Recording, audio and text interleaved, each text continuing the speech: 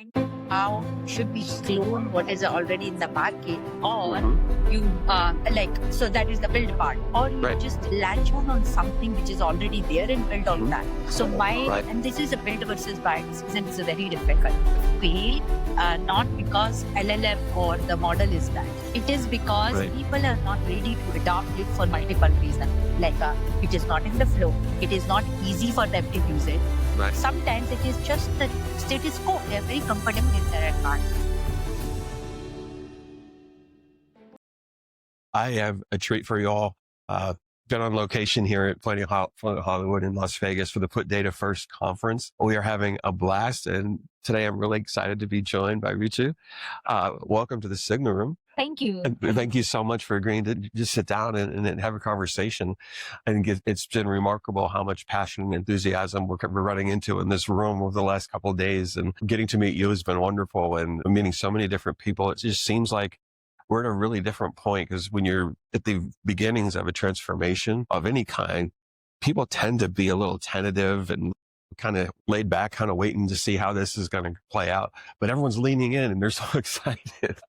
So just to start with, just tell me a little bit about your background. I mean, I know you're doing AI strategy and, pretty cool stuff, but I don't think I've seen you without a smile on your face since I saw you yesterday for the first time. So you clearly are passionate about what you're doing. Love to understand what's behind all that. Absolutely. First of all, thank you so much for having me here. I am glad that I could make it. I was kind of skeptical that should I be going it, taking 2 days off, Right. Monday to Wednesday. It's tough, but I think I made the right decision to be here. There was so much in the room, and Right. in terms of energy, and Yes. to learn that from each other, how things are happening. But starting with my background, so I'm in this industry, I would say almost 2 decades, so very long. My degree, I would say, I'm an engineer, and first taste of AI, I would say, was my research, which I did in neural networking, and during that time, it was very specific use cases. So how do you do the digital signal processing? Right. That was my PhD paper in my engineering. Mm-hmm. And then that was also a time when software was taking shape. Right. So started my career as an analyst, and from there, I would say AI, it is almost 12 years. During the time, I left that neural Right. engine and that neural processing, but then came big data, and that was just a talk of the town. Since then, I was part of Accenture strategy and consulting for their applied intelligence. Did my startup for a while, and then I realized that I should be an enterprise doing something more in a generative AI space. So now for Right. the commercial, I'm on AI product strategy, putting together the AI product, which is our commercial. That's exciting. How are you finding it? The challenge that I've been running into, because I've been on the chief data officer side in the healthcare sector. There's so many solutions coming at us from every direction. Generally, they are addressing a really small part of a very large gap that we try to fill. And the difficulties with that are primarily financial ones, because you can't afford to have 10 things to fill one gap, right? And then sometimes it's not even the right gap that we're trying to fill. So it's complicated, but in your job, what you have to think about is that not only is it the right solution, but strategically, when do you do certain things, and when is it going to be meaningful? When is adoption going to be a problem? When is it a risk and a compliance issue? There's so many things that go into what you're responsible for. I just love to hear what your approach is. Right, absolutely. And as you said, that there's so many solutions. So every day you see fish something else, and then you wake up and you find Right. another technology in the market. So for a person like me who is responsible for putting together what the product strategy looks like, Right. finding out should we clone what is already in the market, or you so that is the build part, or you Right. just latch on something which is already there and build on that. So Right. and this is a build versus buy decision is very difficult. Right. The way I approach is starting from the end. What we are trying to achieve, where is the value lies. Yes. And it's very easy. Looks like very complex, but looking from that, where where it is going to increase our revenue, where it is going to give us a cost saving. Starting from that angle, then going like a double, take a dip and say, okay, which are the areas where you can have these values quickly achievable? So that low hanging fruit. And then again, that I applied litmus test for that. Very simple litmus test. Anything where AI could help us before even finding that which is the right solution. First of all, is it an AI solution or not? So then it comes to like, do I have a digital data? So if that is information in digital or not, can I verify? If I can verify, because if you can't trust it, you can't use it. You can't adopt it. So this is my first test for adoption. So once I have that, like a very quick litmus test on the viability as well as the feasibility side, and without involving too many people, then it comes to bringing the right. Because what I say that it's always the case, product fail not because LLM or the model is bad. It is because people are not ready to adopt it for multiple reasons. They are like, it is not in the flow. It is not easy for them to use it. Sometimes it is just the status quo. They are very comfortable in their environment. So that bringing them in like a mix from the beginning. So my question is, I use a very quick framework, stop, easy, and then slow. So basically, if I bring this product, what are the 3 things you are going to stop at tomorrow? So that helped me to bring them in this mix and the adoption from day. And then during the design, you design the product in such a way it is in flow. So it's not another point to solution. So for example, if I'm working on analyzing some information, and I'm in a rush, I don't want to go into another chat box and identify, okay, what's happening in the data. I want to know that, okay, hey, here is the 3% depth. Why it is happening? Can I do something about it? So can I have a conversation about it?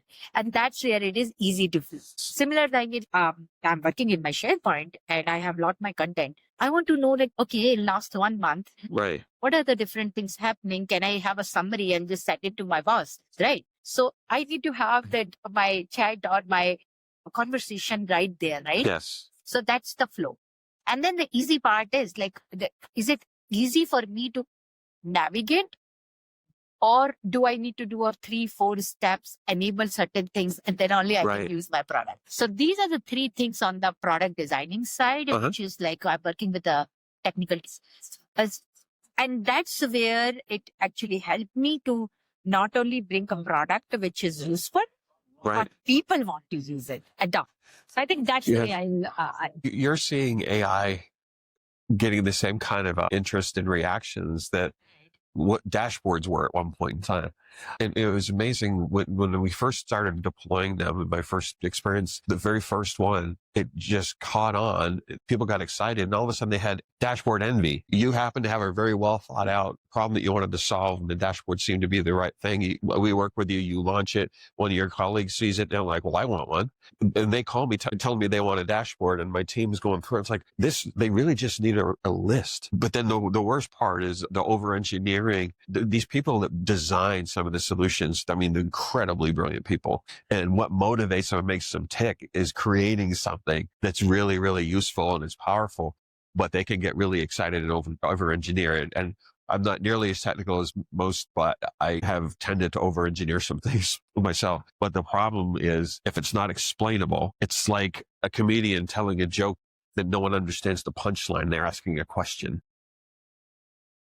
If it's not self-evident, you didn't do it right. If you're not answering the very first question that someone needs to have answered, like you brought up a great point, is it going to enable a better decision to get made? What you're showing me change any decision that I could make at all. Improving my agency, right? Right. Helping me to do something better. So, and that's where it actually helps because easiness, it's in flow. I'm not taking 3 extra steps because as long as if you ask the people to do XYZ more, they say, I'm already overloaded.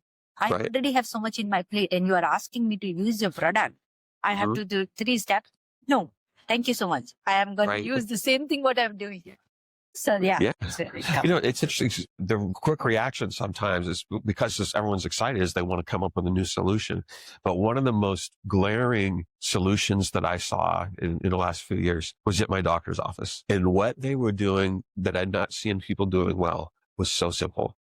I'm walking out the door to the waiting room, and she made the appointment for me right then and there. It took her 10 seconds, and she handed me a business card with the schedule on it. Gaps in care is a real problem in healthcare because the basics of clinical protocol are not pushed down to the levels they should be. So the physician knows when he needs to see the patient, but he doesn't do the scheduling. He doesn't probably even have access to touch the schedule. Right. But it was really as simple as in that particular practice, in that specialty, the kind of patients that they see there, the clinicians made sure that the front desk people who are interacting with the patients, they knew what the standards were. And they took care of it. And a piece of paper is something that people are trying to solve with a whole bunch of technology now. Right. But the right solution is sometimes it's an easy one. I always say that just because AI is a shiny tool, Right? not necessary. That is not a AI solution. So some should or could test. Should I be using the AI and then comes to could. Like, can I do it? Right. So that's where the litmus test is. Yeah. First is the viability about that should, and that could is like, okay, do I have a digital information? Is it right? And also, like, if it is very easy for human to do, like you gave example, why I should be making it complex and then put it into until I see that future usage, or I want to scale it so that it could be extended. So yeah, there's a decision as a product strategy. Well, but the good news is that people that are really smart and can do those things, they have you. So you keep them grounded and hey, slow down. I know you like to use your hammer, but we can actually use a piece of tape on that. It's really not that important. Absolutely. And that's exactly what happens because sometimes you don't need a full-baked solution. You just need, and that's where, and you rightly said, this is such an important discussion because many times, especially if you're working with a tech team, to build a lot of things. They're great at it. Here's the idea and they say, oh, let's have a 20-member team, then let's build it. And then my question is, wait a minute. Within our kitchen, you may have certain tools which you can immediately start using it and at least have a 30% benefit right there. Right. So can we use that? And then see the value, adoption. Are people using it? That is a signal. Right. If people are coming back to your solution, even if it is half-baked, then you know that they like it. And then you want to make it better. Mm-hmm. So just first of all, finding that do they want to go from point A to point B? So have that cycle and then make Ferrari. Yes. First to see that they are taking that path. The interesting dynamics, they tend to be cultural in a lot of ways. We've talked about this in so many different contexts over the last couple of days, but human trust is kind of a big deal. There's fear involved. People are afraid, oh, it's coming for my job. When you're working with teams and identifying the workflows that you're going to go after, oftentimes the experience has been that, oh, here they come. They're going to ask me to do something else that's going to change my workflow. And to your point, it's not in flow. And that's something that you look at. What are some things that you're dealing with trying to actually counter what those experiences have been in order to get them to be comfortable and willing to trust that, you know what, she's not coming for my job. She's trying to help me to become more valuable and work on more higher priorities. This is such an important thing. And I think everyone, whoever is in our shoe, need to think about it. Because so when I say that an easy framework for stop, easy and flow, the most important thing is then comes start. So you're stopping something. What are you starting? So rather than asking that, what are you going to start is, my question is, what it is going to enable you to do. Right. You want to do it today, but you're not able to do this. And as soon as you say that, that's where you are catching on their trust, because now they know that, okay, since the tool is coming, help me to be a better version of myself. Improve my, not the productivity, I would say, improving my decision the capability. So that's where you actually latch on and say, your job is not going anywhere. Rather, you are opening yourself for the better thing. And I like the way, so I was reading about it and Elon Musk said, most of the job would be gone with new tools that are coming with the physical AI. Right. And that jobs are something which human do not want to do. So That's right. if it is a dirty and difficult job from you are taking away from human scale, Yes. that's where they are not fear. Because I don't want to go into a ditch and find out or to do some kind of repair. That's right. difficult. I don't like to do it. But if something can do it and I will just operate from while sitting on my desk and then move the robot and the robot can do. Right. That's what I would love to do. I'm not losing my job, but I'm getting a better tool which will help me not to put myself at risk. Right. It's interesting working around data analysts, data architects, ETL developers for a number of years. One of the things that I've observed, I'm sure you've seen it too, analysts spend easily 60 to 70% of their time wrangling the data, getting it fit for use, very little time doing actual analysis. And when you actually can automate the things, and they're a little nervous about it to begin with, because they see their value in a different way. So I've always had to coach my teams. You're not here because you can do stuff with technology, right? And because you know all the technology. Absolutely. You're here because you're able to figure out what's the right solution to the problem that we're trying to solve. And it's what's in your head, what you know, and how you think, how you approach things, how you network with people. That's the stuff that really is valuable. But if you're going to talk to very, very effective to actually start to repair and restore some trust with the people who, to your point, they're fearful of losing their jobs, right? Also, I would say the most important thing, darkness is fear. So the fear is when you don't know. Yes. When you don't know what is coming and why it is coming. So start with educating your people. So that's why AI literacy is super, super critical. And it has to be sponsored from the top. Right. Why, as long as humans are able to know that why it is, what it is, then they will find their own path. But if they don't know, then they will speculate. That's right. Because even for a good AI to work needs, as you said, that you are here for a reason because you know that this data works what way, right? So you have institutional knowledge. You have that kind of I would say the recipe that how people work. Yes. So I like going a bit. Right. And as long as people understand that, that's where they will start leaning in. That's where they will start adopting it. So then your whatever you see the barrier, it's slowly losing out. And that's where start with literacy, making it from the top side. So for example, you record video with AI and then share with your team saying that, okay, I'm super excited. I got this tool. I got this video. And this has helped me to do the thing which I used to take 5 takes. Now it has done a 1 take. Tell me, what's your feedback? Now people know that, my CEO is using it. I have to use it. And why don't I use it? So my CEO is not afraid, or my leader is not afraid. Right. So that's where you show them, inspire them, educate them. I love that. And help them to use.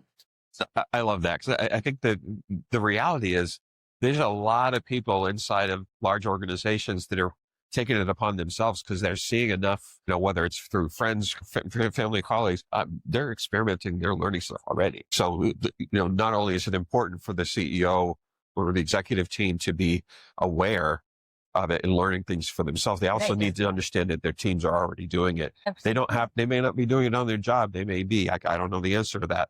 But there are a lot of people that are actually learning it. And I think that the mistake that we can make is really not delving into it. Sadly, and this is something I'm glad you're here you're the right person to talk about. For a CEO, their peer group are very high functioning people. They're very successful. Some of them may have a really great strategist that they lean on a lot. Some of them may not. One of the things that I'm really concerned about now is if there's a CEO out there that doesn't have access to a strategist, how on earth are they going to navigate? Because it's human nature. I can talk about buzzwords. I know what you're talking about to a certain extent, but I might not have enough understanding to know what are the steps I can take in the near term. And how do I avoid looking like I don't know anything, right?